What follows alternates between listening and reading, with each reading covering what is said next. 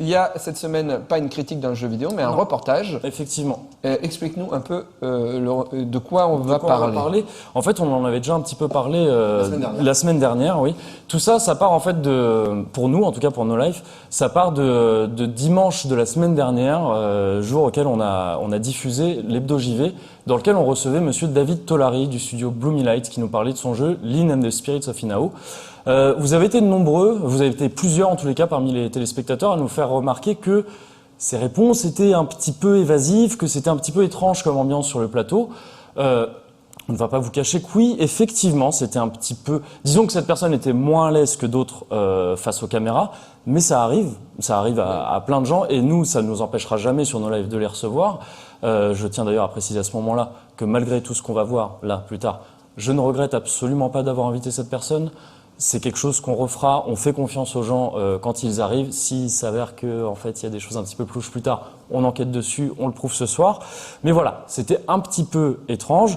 Et il se trouve que, vu ce qui s'est passé juste après, dans tout le courant de la semaine dernière en réalité, ces réponses évasives semblent contenir un peu plus que du trac. Des choses un petit peu plus curieuses, un petit peu plus étranges. Donc voilà, on a enquêté dessus, ça donne un sujet qui est une première pour No Life.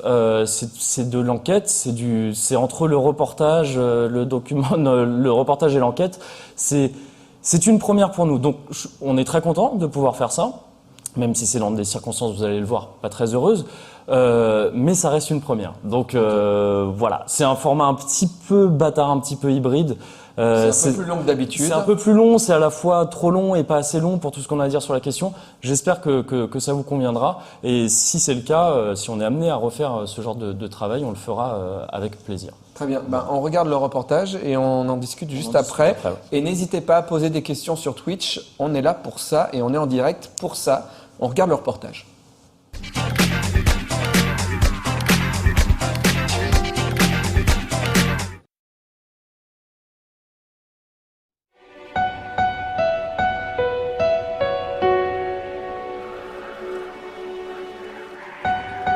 Vous en avez certainement entendu parler si vous avez navigué dans la sphère internet francophone du jeu vidéo dans le courant de la semaine dernière.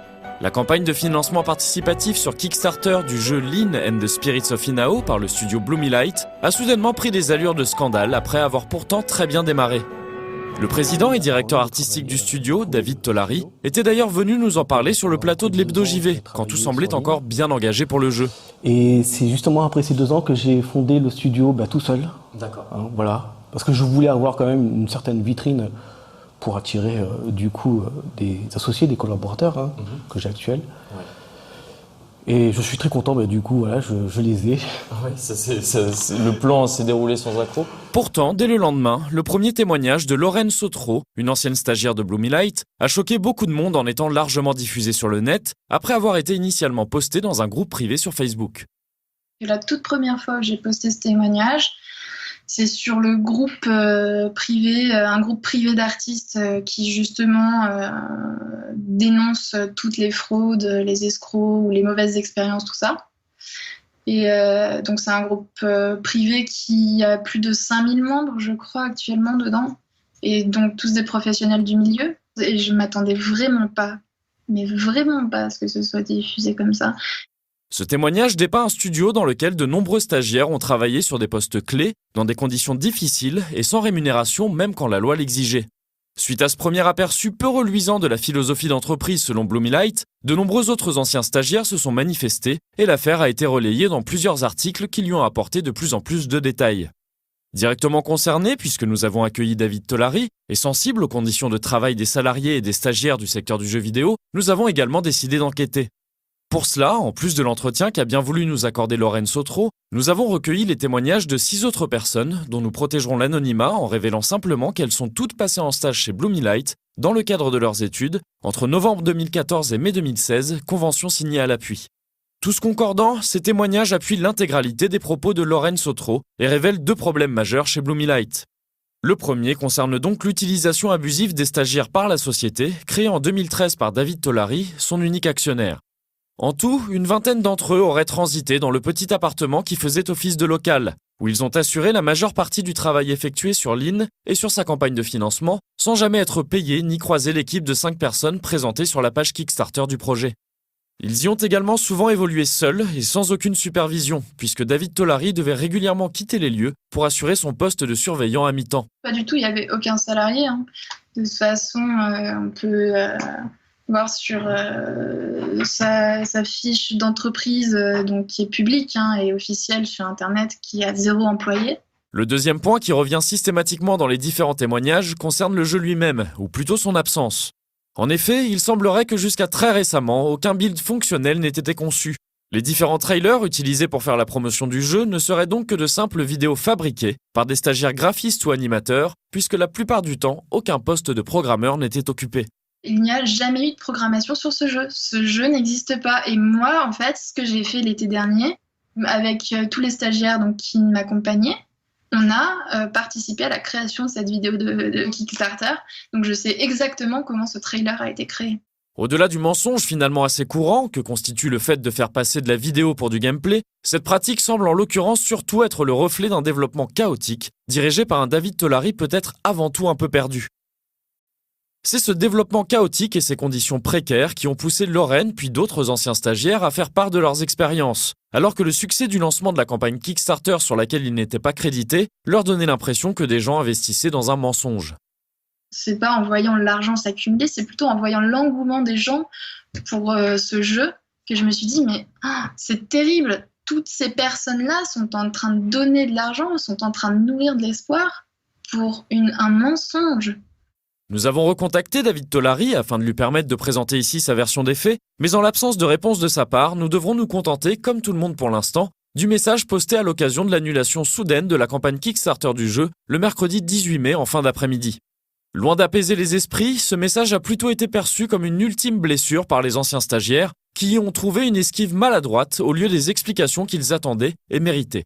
Et c'est d'autant plus dommage que parmi eux, plusieurs affirment encore aujourd'hui leur affection pour ce projet qui les a séduits, eux comme de très nombreux backers. Tout ça s'est aussi joué sur le commentaire de fin qu'il a posté, où clairement, il ignore totalement cette histoire. Si un jour, monsieur David Tolary a envie de reprendre ce jeu avec beaucoup de courage, s'il a vraiment envie d'être sincère et d'arrêter de faire des plans foireux au niveau de la loi, il n'y a pas de souci.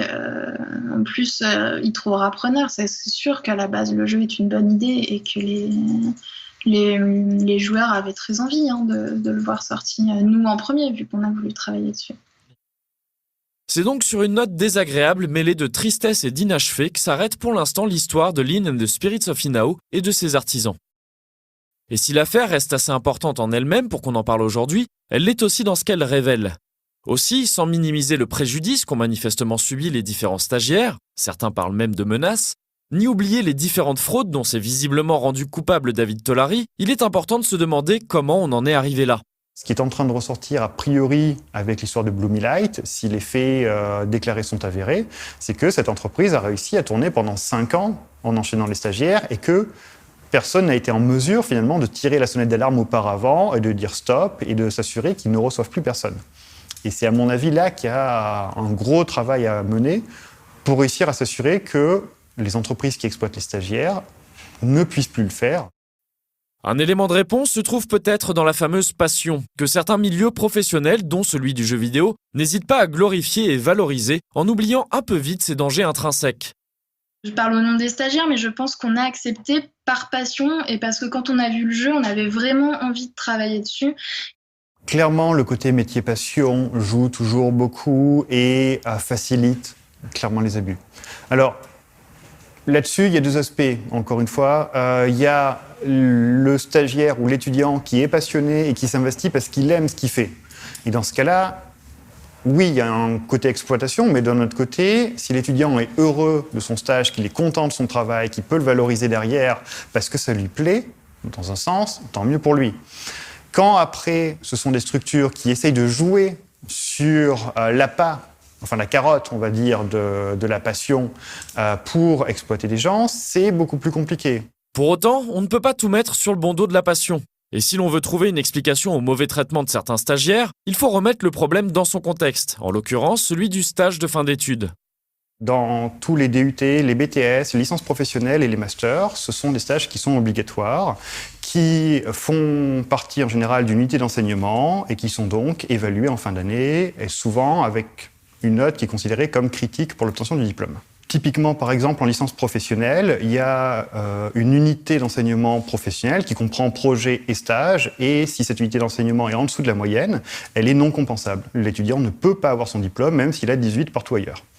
S'il n'est pas question de remettre ici en cause le stage de fin d'études et son utilité dans le parcours d'un élève, il faut aussi reconnaître que cette étape particulière, par son importance capitale, met les stagiaires dans une situation où il est plus facile d'accepter certaines choses.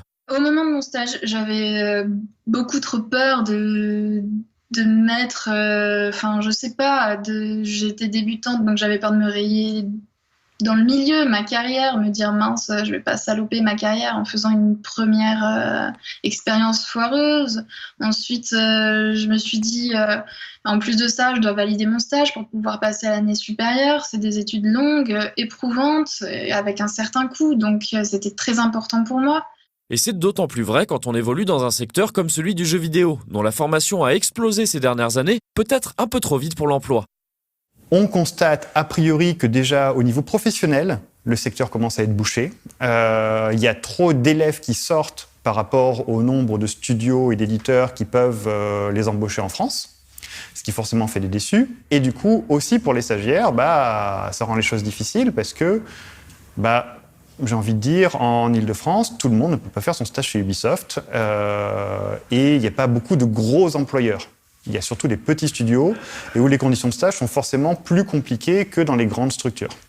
On touche là à un problème qui ne concerne certainement pas que le jeu vidéo et pour lutter contre lequel les établissements de formation disposent de moyens, d'effectifs et de solutions pour l'instant limitées. On peut détecter, quand l'étudiant fait remonter l'information ou lors de la visite en entreprise, qu'il y a un problème avec une entreprise. Mais on n'est pas en mesure actuellement de faire remonter efficacement l'information. On peut difficilement mutualiser l'information entre établissements.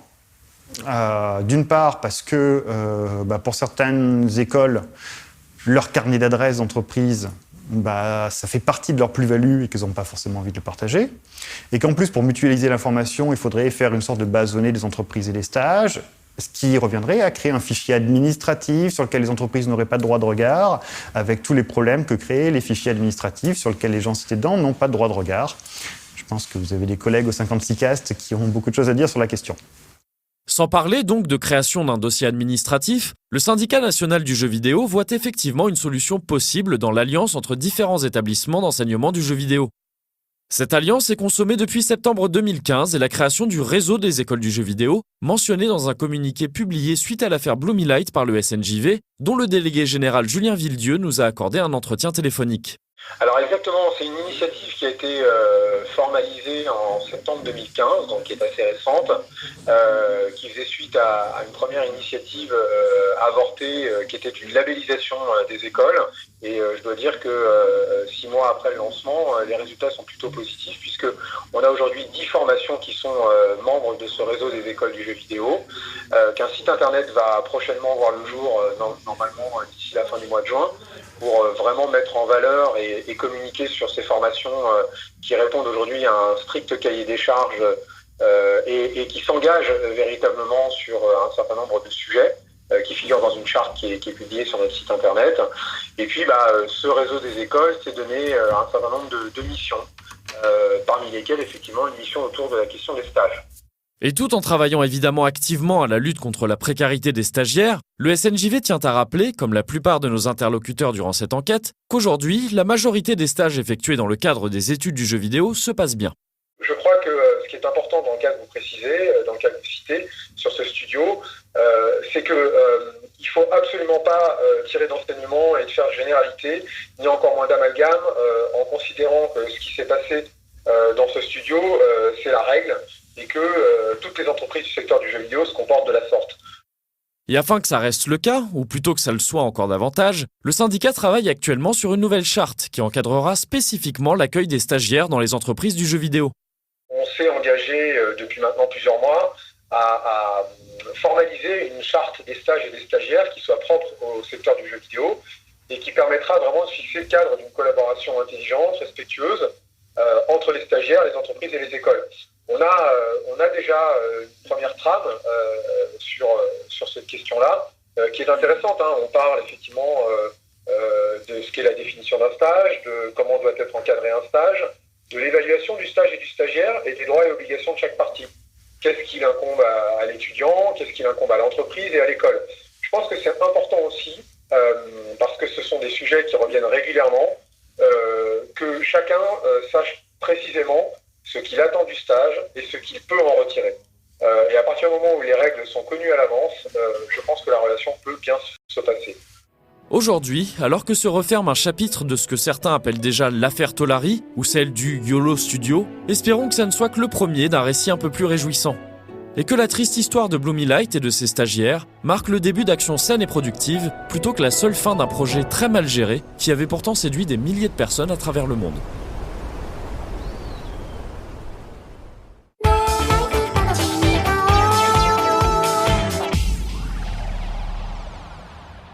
Nombreux à réagir sur Twitch. Que dire de plus, Kevin ?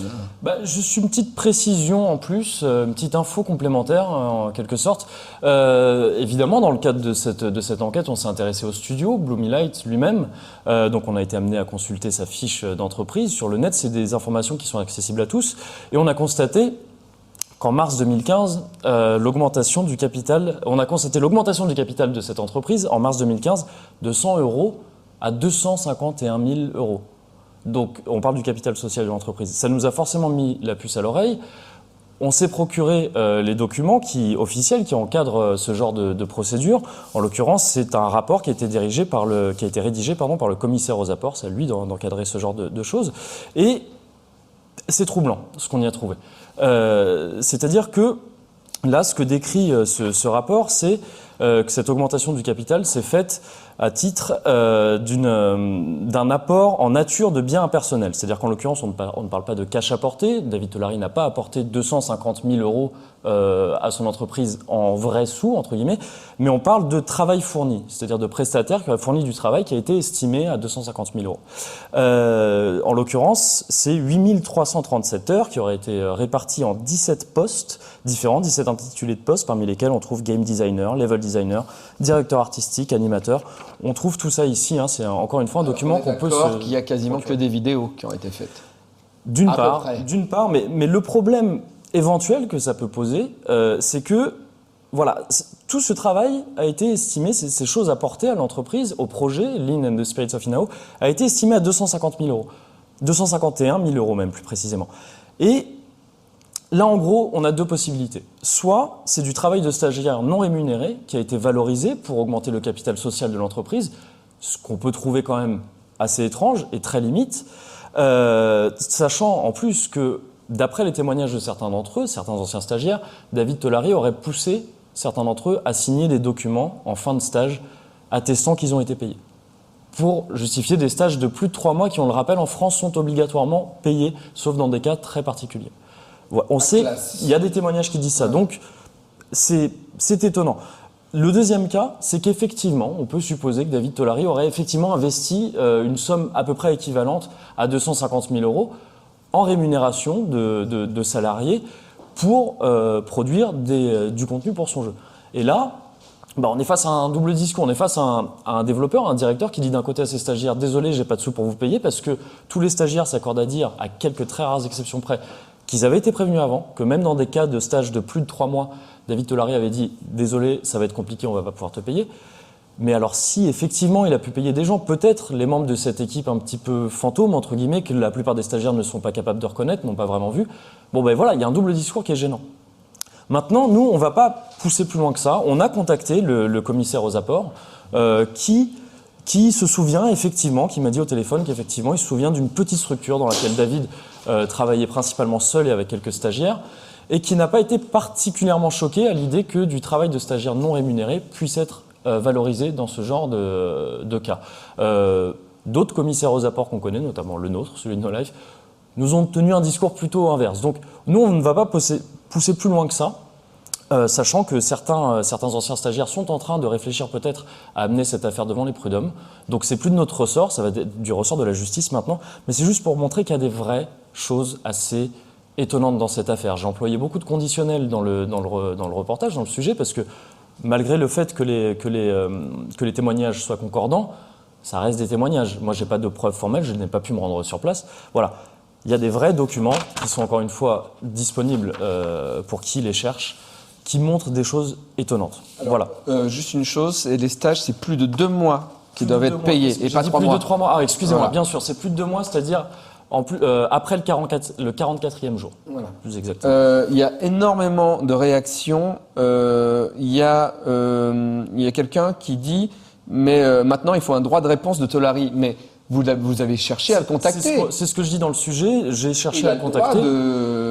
Là, en de l'occurrence, je l'ai contacté, moment. je lui ai envoyé un mail, je lui ai laissé un message. Il n'y a pas donné suite. Effectivement, alors il faudrait le faire assez vite, mais s'il désire, il a un droit de réponse que nous on sera prêt à lui accorder, évidemment. Alors il y a Gamer Masqué qui dit selon toi, il ne valait pas mieux sortir le jeu et rembourser les stagiaires avec l'argent fait par le jeu. Est-ce qu'on Non, mais non, ça marche pas comme ça. Enfin, de base, le projet est manifestement il est sur des bases qui sont des racines pourries entre guillemets, qui ne marchent pas. Donc non. Maintenant, c'est ce que disaient certains stagiaires, certains témoignages. Le fait que le projet soit arrêté, que le jeu meure, c'est peut-être quelque part dommage aussi, parce que l'air de rien, ces stagiaires ont abattu du travail. L'idéal serait été que ce jeu sorte dans des vraies bonnes conditions, avec des stagiaires crédités et rémunérés. Dans ma carrière, en tout cas, ce que je peux dire, que j'ai vu rarement des stagiaires rétro-payés. Oui, ça les gars, le projet, il marche vraiment bien. Tenez l'argent qu'on vous a pas payé à l'époque. Ça c'est du domaine du rêve. Voilà. C'est du domaine du. Maintenant, j'aimerais préciser, c'est quand même assez important, c'est que là, on va pas charger plus que de mesures, Monsieur Tolari. Oui, parce qu'il y a quelqu'un qui dit prochain scandale, Shenmue 3. Peut-être. Non, mais moi, j'ai jamais caché ma prudence face à ce genre de projet. Alors on n'est pas du tout dans un projet de la même envergure, bien sûr. Les projets Kickstarter, il vaut mieux être prudent. On va en parler juste après. Maintenant, voilà, ce que je veux vraiment, je voudrais insister sur le fait que voilà, on n'est pas là pour charger vraiment David Tolari. Il faut se rendre compte que moi je crois vraiment à la sincérité quelque part à la base de cet homme-là. On l'a reçu, on pouvait sentir quand même que effectivement, ça fait très longtemps qu'il bosse sur ce projet. Là, sa carrière elle est foutue. C'est sûrement le cas. Dans ce milieu-là, je veux dire, il s'est grillé avec ce nom-là. Il faut quand même reconnaître aussi que c'est une histoire tragique un peu pour tout le monde, y compris pour les gens qui ont vraiment travaillé, y compris pour David Tolari. Il y a Somme 944 qui dit, à mon avis, ils sont pas les seuls, c'est juste que eux se sont fait attraper. Bien sûr. C'est pour ça que voilà, le plus important, c'est pas de rester sur cette affaire. C'est l'exemple, lui. Pour moi, on est dans un cas qui ressemble à ce qu'on a connu avec, par exemple, le Doritos Gate, ou ce que Marlar avait révélé avait exposé, parce que c'est pas révélé, c'est exposé, c'est des situations qu'on connaît, on sait qu'elles existent. Là, en l'occurrence, les stages, c'est pas que dans le jeu vidéo en plus. Mais on est face à une affaire qu'on peut nommer, appelez ça comme vous voulez, Tolari Gate, l'affaire Bloomy Light, ce que vous voulez. Maintenant, c'est une affaire à partir de laquelle on va pouvoir réfléchir. Et à partir de laquelle on va pouvoir essayer de trouver des solutions. On parle encore du Doritos Gate aujourd'hui, on parle encore de ce qu'a exposé Marlar aujourd'hui. Donc je pense que c'est plus ça qui est intéressant, qui est important. Et on a pu s'en rendre compte, nous, très tôt, là, pas plus tard que ce week-end, là, vu qu'on était au Stunfest avec Mehdi. Et toi, tu as vu beaucoup de studios indépendants qui étaient là-bas. C'est ça, mais on a pu en fait se rendre compte un petit peu de l'impact qu'avait eu cette histoire sur toute une scène indé française qui est prolifique. Il y a beaucoup de petites structures et en particulier au Stunfest, il y avait tout un espace dédié aux indés avec un peu plus de 20 studios, c'est-à-dire plus d'une vingtaine de structures, des petits collectifs, des studios, tout ça. Ils vont faire des projets qui pour certains envisagent très très clairement un financement participatif. Certains, par exemple. Exactement. Certains sont déjà dans une config de financement participatif. D'autres l'envisagent très clairement. Mais du coup, quand on en discutait, premièrement, évidemment qu'ils étaient au courant. Deuxièmement, évidemment que ceux qui envisageaient ça appréhendaient un petit peu. Et ceux qui étaient un petit peu réfractaires à une forme de financement participatif un peu qui passe par Kickstarter ou Ulule ou tout ça, étaient encore plus réfractaires et assurés sur leur position de non, c'est pas un move judicieux à faire. C'est ça. Et c'est un petit peu dommage dans la mesure où t'as plein de beaux projets qui se créent, mais dans le cadre d'un groupe de potes, de collègues. Tiens, on a des idées, on compte pas nos heures, c'est pas grave, on taffe dessus le week-end, mais parce qu'il y a la passion qui t'anime et parce que tu rentres pas tout de suite dans les histoires d'argent, tout ça. Mais au bout d'un moment, faut quand même bien être conscient qu'il faut un cadre. À l'heure, en particulier à l'heure où les différentes lois sur le travail se font un petit peu molester. Hein. Bon, tout n'est pas joué, mais voilà quoi. Il n'y a pas que la loi qui se fait molester. A priori, il y a beaucoup de choses. Ouais. Donc à l'heure où on peut essayer apercevoir un petit peu une certaine fragilité dans les lois du travail, dans le cadre du travail, c'est vraiment d'autant plus important d'être carré sur ces aspects. Ça rejoint un peu, il y a un article qui a été publié par Le Monde dans le courant du week-end qui parle d'une entreprise, le titre de l'article c'est « Il hack l'entreprise » ou quelque chose comme ça. Il hack les codes de l'entreprise, merci Alex. Et qui décrit une entreprise qui est dans le milieu du web, technologie, tout ça, un peu comme tu l'as décrivé. Tu vois, c'est une entreprise... c'est du néolibéralisme quelque part. On est dans notre jardin, il y a des poules dans le jardin, mais en même temps on bosse tout le temps, tous les jours, toute la journée, tout ça. On compte pas nos heures, etc., etc. Sauf que non, ces gens-là ne hackent pas vraiment les codes de l'entreprise. Ils hackent le code du travail. Il y a l'innovation, la passion, tout ça c'est très bien, mais il y a des règles. Il y a des cadres qui ne sont pas là pour rien. À un moment donné, la passion, ça peut aussi te faire revenir en arrière, perdre des acquis qui ont été durement obtenus. La passion, moi, je pense que c'est vraiment un des gros sujets. On est bien placé là dans le milieu du jeu vidéo. Mehdi et moi, on est très bien placés pour le savoir. Toi, tu l'es vraiment bien aussi. La passion, dans le jeu vidéo, c'est glorifié tout le temps. On se dit, ah, mais lui, c'est un passionné. Tu vois, de la part de journalistes, c'est presque une qualité. Je suis passionné, avant tout passionné. Pour moi, c'est pas une qualité. Enfin, ça devrait pas être aussi glorifié que ça. La passion, c'est de base, ça désigne un amour dévorant. C'est pas quelque chose d'uniquement positif. La passion, comme l'expliquait Guylain Delmas dans le sujet, il y a la passion qui te motive, qui te fait faire des belles choses. Il y a aussi la passion qu'on utilise comme carotte. Et ça, il faut faire attention à ça. Il faut qu'on arrête. Pour moi, en règle générale, dans le jeu vidéo et dans tous les autres métiers, cinéma, tous les métiers, télévision aussi. Tu rêves. Parce que tout le monde se dit. Je serai au bon moment, au bon endroit, je serai pas payé, mais ça se trouve, lui, il va me repérer, je fais des décors, et en fait, je vais me retrouver avec un flingue, je vais être dans Star Wars. Et c'est un petit peu vrai aussi quelque part. Il y a des histoires, mais je parle dans le discours. Il faut arrêter de glorifier outre mesure de la passion. Mais des histoires comme ça, t'en as beaucoup, ne serait-ce que t'as plein de milieux, ne serait-ce que le nôtre, ce sont des petits milieux où tout se fait par connaissance. Voilà, tu connais un tel qui, vas-y, viens, je t'embarque avec moi dans mon projet. C'est un petit peu aussi comme ça qu'on a commencé. Enfin, c'est très clairement à 100% comme ça, en l'occurrence, qu'avec Kevin, on a commencé dans la presse jeux vidéo et dans le reste après. En étant peu ou pas payé au début, c'était un peu dans des conditions tout à fait similaires. Et donc c'est une question de tomber sur les bonnes personnes au final. Oui, nous on a fait une web série gratuitement. On m'a dit qu'il fallait pas le faire, mais on l'aurait pas fait, on serait pas fait remarquer. Bien sûr. Voilà. Après, le problème c'est les stages.